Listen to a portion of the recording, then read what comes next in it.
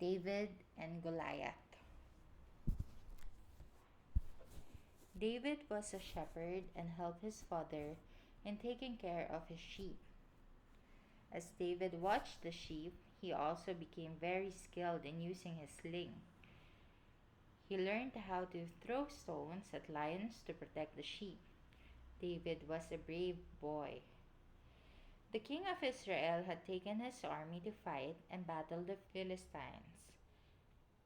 In the army of the Philistines, there was a giant named Goliath. He was over 9 feet tall and carried heavy weapons. No one in the army of Israel was willing to fight this giant soldier. They were all very, very afraid of Goliath. One day, David came to visit his brothers who were soldiers in the army. He saw Goliath and heard how the giant was making fun of Israel and God.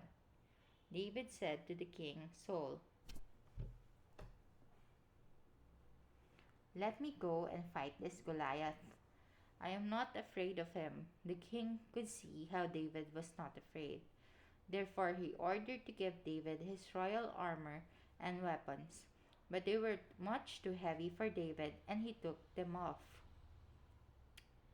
The only thing David took with him was his sling. As he walked toward Goliath, David crossed a brook. He picked up 5 smooth stones and put one stone in his sling.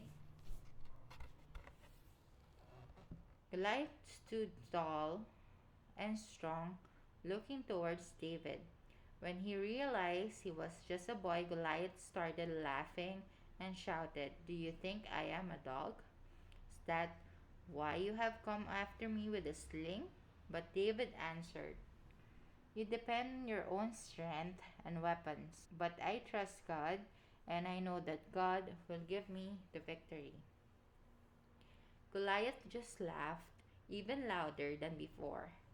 David then ran towards the giant while swinging his sling round and round. David sent off the stone and it hit Goliath right between his eyes.